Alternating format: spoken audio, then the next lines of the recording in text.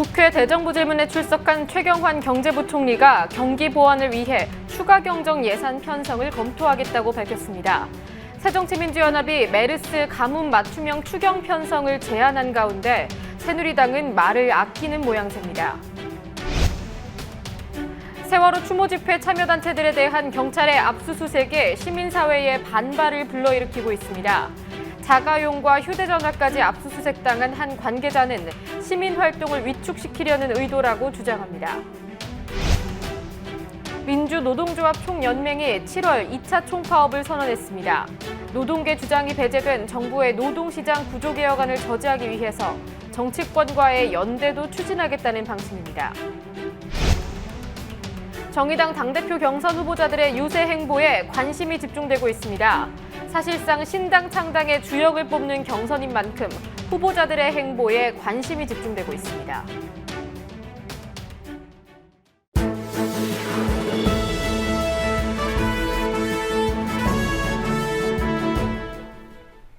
시청자 여러분 안녕하십니까? 6월 22일 뉴스K 시작합니다.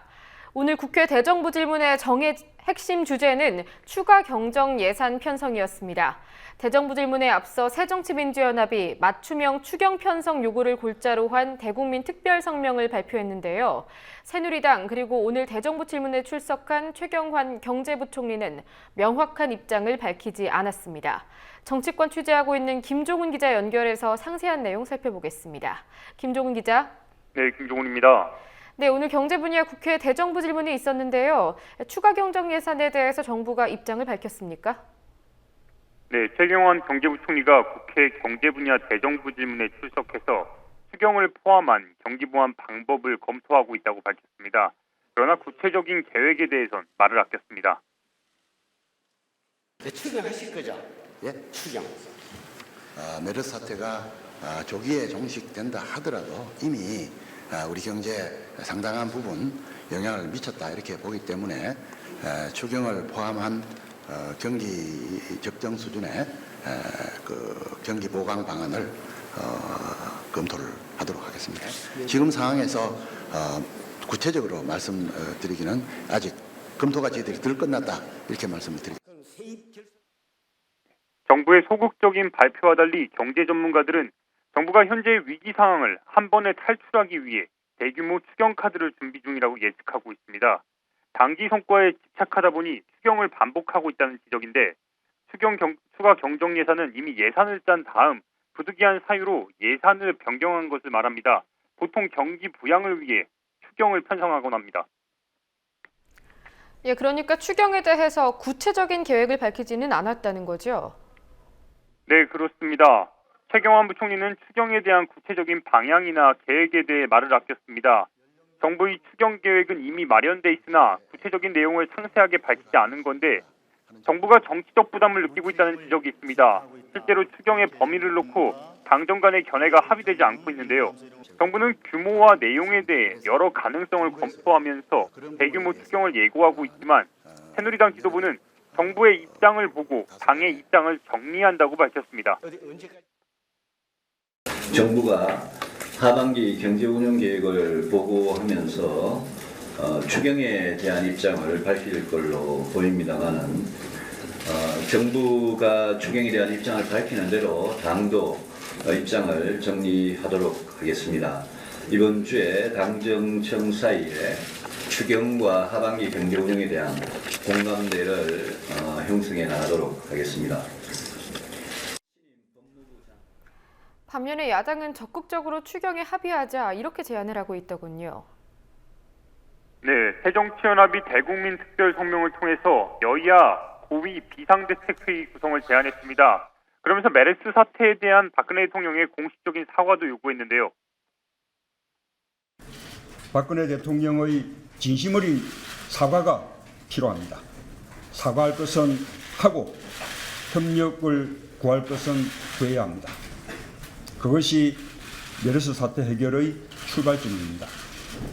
무능과 혼선만을 드러낸 장관과 보건당국은 사태가 수습되고 나면 철저한 진상조사를 통해 엄중하게 책임을 물어야 합니다.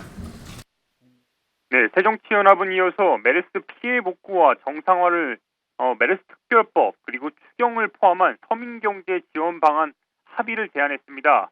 야당이 다소 공격적인 행보를 취하고 있다고 볼 수 있는데 메르스 사태에 적극적인 태도를 유지함으로써 미온적인 대처로 비판받고 있는 정부와의 차별성을 극대화할 수 있다는 계산이 깔려있다는 지적입니다.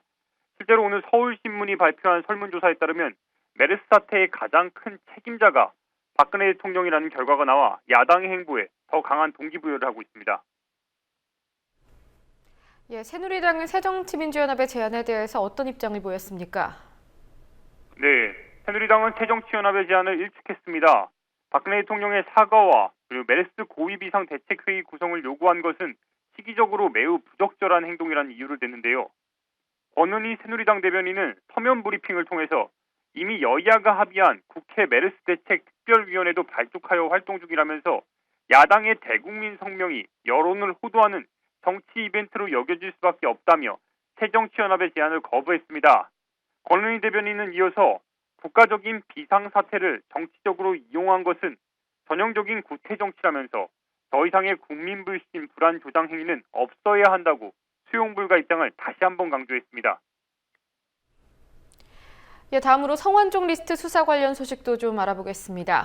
검찰이 김한길 전 새정치민주연합 대표를 소환 조사할 예정이라고 하지 않았습니까? 네, 그렇습니다. 오늘 조선일보가 보도한 내용인데요. 조선일보는 성완종 리스트를 수사 중인 특별수사팀이 김한길 새정치연합 전 대표에게 소환을 통보하고 구체적인 일정을 조율 중이라고 전했습니다. 성완종 리스트에 대한 수사 착수 이후에 검찰이 야당 정치인을 소환 조사한 것은 이번이 처음인데 앞서 검찰은 김한길 전 대표의 보좌진을 소환해서 성완종 전 회장이 금품 로비를 했는지 여부를 추궁했습니다. 하지만 야당은 공안 통치의 시작이라면서 불만을 감추지 않았습니다. 공안검사 출신인 황교안 총리가 들어서자마자 전직 야당 대표를 소환하겠다는 점에서 우려했던 대로 공안 통치가 시작된 것으로 볼 수밖에 없습니다. 한편 검찰은 김한길 새정치연합 전 대표에 이어서 이인재 새누리당 의원과 노무현 전 대통령의 친형인 노건편 씨에 대해서도 이번 주 중으로 소환 조사를 할 예정이라고 밝혔습니다. 이들에 대한 조사를 마친 후엔 성완종 리스트와 관련된 최종 수사 결과가 발표될 것으로 전망되고 있는데요. 성완종 리스트 8인에 대한 조사가 완전히 이루어지지 않은 상태에서 벌써부터 수사 종료 이야기가 나오고 있는 겁니다. 예, 김종국 기자 수고하셨습니다. 4.16 연대 사무실을 압수수색한 경찰이 지난 주말 공동운영위원장들의 휴대전화도 압수수색했습니다. 최근 4.16 가족협의회 사단법인 설립이 불어된 데 이어 공식 발족을 앞둔 4.16 연대에 대해서 무리한 압수수색이 진행되자 시민사회와 유가족 간의 연대를 막기 위한 의도라는 주장이 제기되고 있습니다. 김현주 PD가 보도합니다. 경찰의 4.16 연대 압수수색에 대한 후폭풍이 거셉니다. 공식 발족을 앞둔 4.16 연대를 무리하게 압수수색한 것이 참여자 정보를 미리 입수해 조직화에 제동을 걸려는 시도란 지적입니다.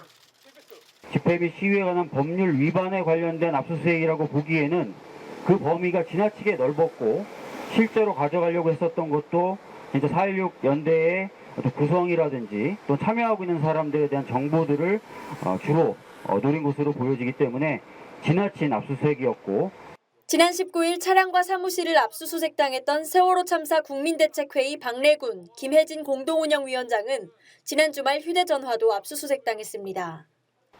경찰은 이들의 휴대전화를 복제해 영장에 기재된 혐의와 연관된 부분을 조사할 계획입니다.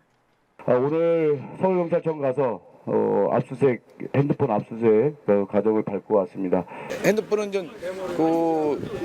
그 상태로 그대로 복제를 해서 우리 쪽하고 경찰하고 같이 입회해서 지금 압수수색 영장에 기재된 범위 내의 것들만 하고 나머지는 삭제하는 이런 과정들을 거치게 돼요. 그거는 또 해야 돼요. 박래군 위원장은 경찰 조사가 단순히 세월호 추모 집회의 불법성을 밝히기 위해서가 아니라고 주장합니다. 이 때문에 앞선 경찰 조사에서도 묵비권을 행사했다고 밝혔습니다. 지금 수사 방향은 단순하게 그 4월 달에 있었던 몇 개의 집회의 불법성을 밝히고 거기다 처벌하겠다라고 하는 것을 넘어서 이 4.16 연대로 가는 가족들과 시민들과 이렇게 함께 만들어가는 이런 전국적인 조직을 만들어가는 것에 대해서 제동을 걸고 또 시민들의 어떤 활동들을 위축시키려고 하는 이런 의도가 다분히 포함됐다 이렇게 생각하고 있어요.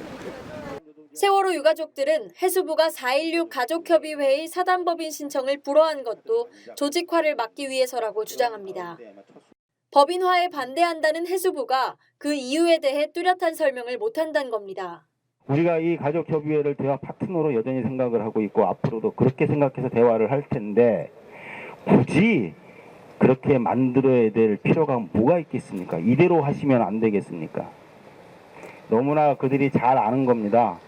이렇게 비영리 사다법인 별것 아닌 형식이지만 이 형식을 통해서 모이는 가족들이 이전보다 더 단결력 있게 똘똘 뭉쳐서 오직 하나 참사의 진상규명과 안전한 나라의 건설을 위해 매진할 것이 분명해 보이니까 그것을 사전에 차단하고 막기 위해서 전례도 없고 근거도 없는 핑계를 대면서 불법적으로 방해하고 있는 것이죠. 유가족들은 정부가 계속해서 세월호 진상규명 요구를 위축시키려고 하면 직접 조사로 노선을 바꾸겠다고 밝혔습니다. 4.16 연대 내에 국민진상조사위원회라는 특별위원회를 두고 세월호 참사의 진상을 직접 규명해 나가겠다는 겁니다. 국가기구인 특별조사위원회를 통한 공정하고 객관적인 진상조사의 절차와 과정을 보장을 해달라. 거기에서 나오는 결과는 어떤 결과가 나오든 다 수용하고 인정할 수 있다. 그러나 지금처럼 이 정부가 끊임없이 참사의 진상규명을 방해하고 이 참사의 피해자들을 탄압을 하고 이 사회의 화합을 오히려 저해하는 이러한 행위들을 계속한다면 저희 가족들은 이 노선을 바꿀 수밖에 없습니다. 세월호 유가족들은 정부의 탄압 덕분에 오는 28일에 있을 4.16 연대 공식 발족식이 오히려 성황할 것으로 보고 있습니다. 이들은 공식 발족식에 앞서 세월호 특별법 시행령 개정을 촉구하고 압수수색을 규탄하는 대규모 집회를 27일 광화문 세월호 광장에서 열겠다고 밝혔습니다. 국민TV 뉴스 김현주입니다.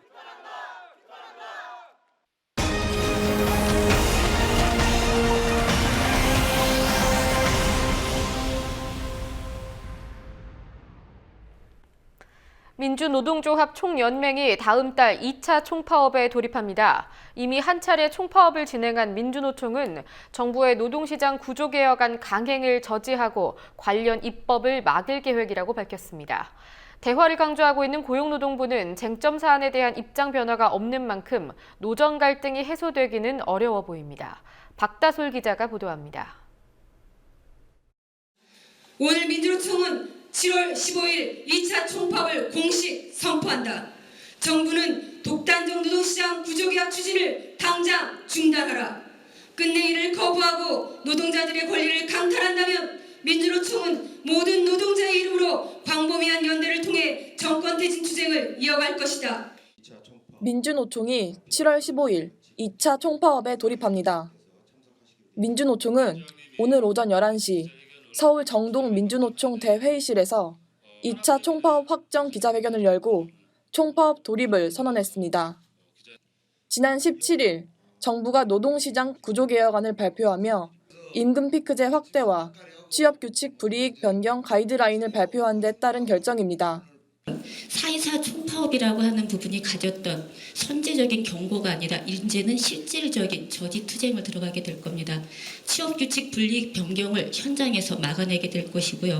일반해고 확대나 가이드라인이 진행되지 못하도록 막는 저지투쟁이 바로 7월 15일에 7.15 제2차 총파업입니다. 민주노총은 지난 4월의 1차 총파업이 정부의 구조개혁안을 사전에 차단하기 위한 선제 총파업의 의미였다면 이번엔 정부안을 폐기하기 위한 실질적 저지투쟁이라고 밝혔습니다. 민주노총은 지난 4월 총파업을 통해 노사정의가 결렬되고 정부의 노동시장 구조개혁 일정이 미뤄지는 성과를 냈다고 자평했습니다. 이번 총파업을 통해서는 임금 피크제 등 개혁안의 구체적 사항들의 문제를 지적하고 입법 저지까지 성과를 이어가겠다는 방침입니다. 이를 위해 정치권과의 연대 방안도 모색됩니다. 당장 오는 26일 문재인 새정치민주연합 당대표와 한상균 위원장이 만나 정부의 노동시장 구조개혁안에 대한 대응을 논의합니다.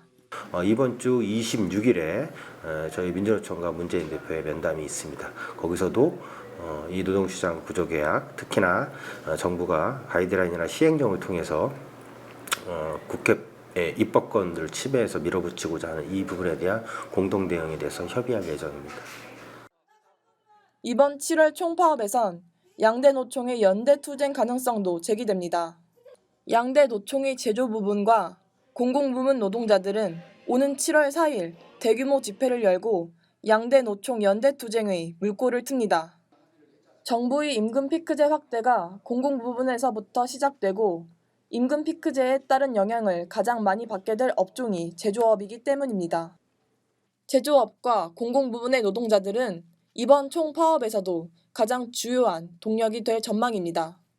반면 공무원 노조와 전교조 등 지난 총파업의 주요 동력이었던 산별 노조들의 참여율은 저조할 것으로 보입니다. 공무원 노조는 지난주 조직분열 사태를 맞아 내부 수습이 시급하고 전교조는 헌재로부터 사실상 법의 노조 판결을 받았기 때문입니다. 지금은 그 공무원연금이 계약이 통과 처리된 지금 단계라 현재는 그 공무원이나 정교조 같은 경우에는 이제 숨고르기에 좀 들어간 단계이고요.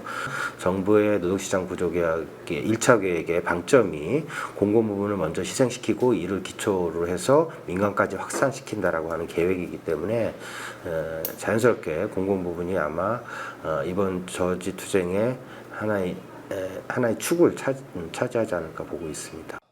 고용노동부는 민주노총이 대화에 나서지 않은 채 강경한 입장을 고수하고 있다며 아쉬움을 표했습니다. 늘 창구, 협의, 대화 창구는 열려 있고 그럼에도 불구하고 노동계에서 파업 계획을 세우고 이런 부분에 대해서는 좀 안타깝게 생각을 합니다.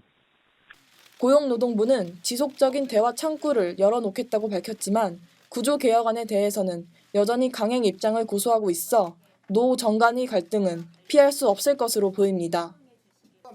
국민TV 뉴스 박다솔입니다. 함께 만드는 언론 여기는 국민TV 함께 만드는 언론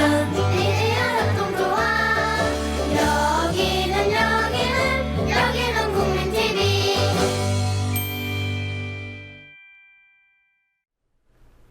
정의당 당대표 경선 후보자들이 어제부터 전국 순회 유세를 시작했습니다. 국민모임, 노동당 등과의 진보정당 건설을 이끌어갈 지도부를 결정짓는 선거이죠. 총선 승리, 2세대 진보정치 등 후보자들이 강조하고 있는 가치를 눈여겨봐야 할 이유입니다. 아는필 기자가 보도합니다. 정의당 당대표 경선이 시작됐습니다. 후보 4명은 어제 전북을 시작으로 전국 16개 광역시도당 순회유세에 돌입했습니다. 당대표 경선에 나선 후보는 노회찬 전 진보정의당 공동대표, 심상정 의원, 조성주 정치발전소 공동대표, 노학래 노동정치전략회의 위원 등 4명입니다. 노회찬 후보는 지난 18일 당 홈페이지에 올린 글에서 내년은 진보정당 역사에서 최악의 해가 될 가능성이 크다. 진보에 담대한 변화가 필요하다며 당의 총력을 모아 내년 총선 승리를 이끌고 2017년 정권 교체의 디딤돌을 만들기 위해 나섰다고 출마의 변을 밝혔습니다. 심상정 후보는 지난 19일 국회에서 기자회견을 열고 오늘 맞서 풀어내지 못한다면 진보의 미래도 없다며 이제는 강한 정의당, 실력 있는 진보로 채우는 혁신에 총력을 기울여야 할 때라고 밝혔습니다. 가장 유력한 두 후보 모두 내년 총선 승리에 방점을 둔 셈입니다. 한편 이번 경선이 단순한 당대표 경선 이상이라는 분석이 나옵니다. 내년 총선을 앞두고 있는 상황에서 새 대표에 당선되면 사실상 진보 진영의 새 판짜기를 주도해야 한다는 겁니다. 정의당은 지난 4일 국민모임, 노동당, 노동진보연대와 공동 기자회견을 열고 새로운 대중적 진보정당을 창당하겠다고 밝힌 바 있습니다. 더구나 천정배 무소속 의원의 신당 창당설도 흘러나오고 있는 상황이라 진보정당 재편과 천 의원 측과의 연대까지도 고려해야 한다는 겁니다.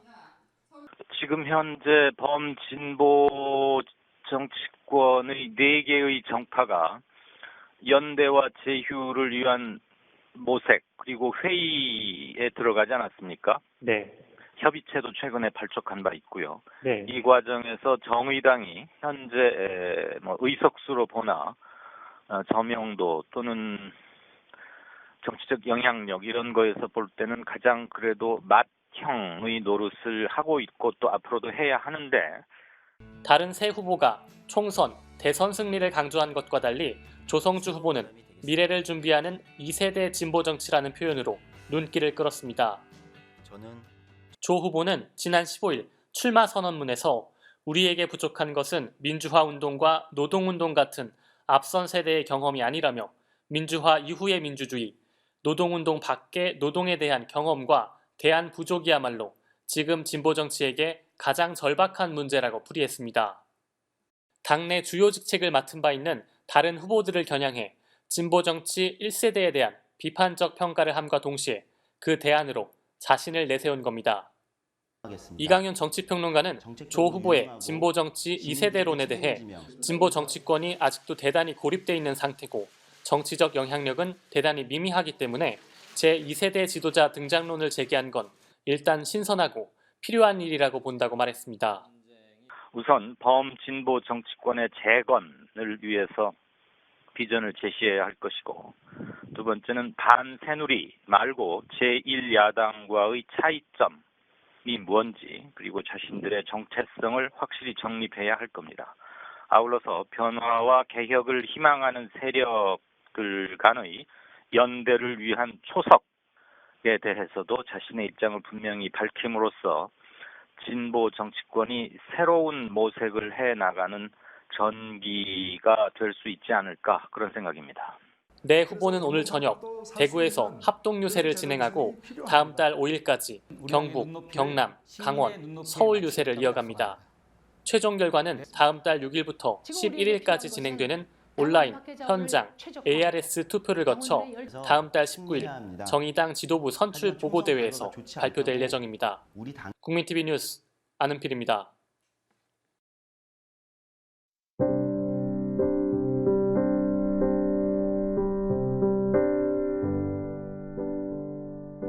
가뭄이 걱정이지만 소나기 한 차례 쏟아지면 한결 생기 있어지는 초록들 보면서 잠시 웃습니다. 그게 어딘데? 나락골은 이지러진 병처럼 고쳐볼 엄두를 내기 어렵지만 식민, 전쟁, 분단, 민주항쟁을 겪으면서 이만한 발전을 이루어낸 백성의 국민들까지 막볼 건 아닙니다.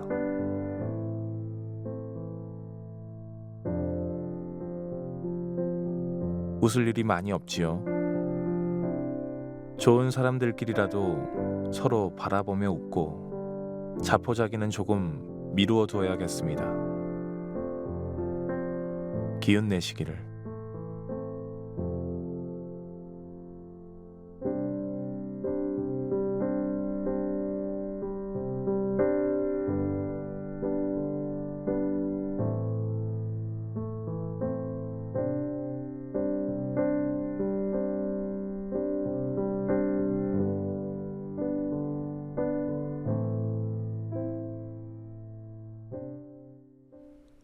오늘 뉴스 마치겠습니다. 시청해주셔서 고맙습니다.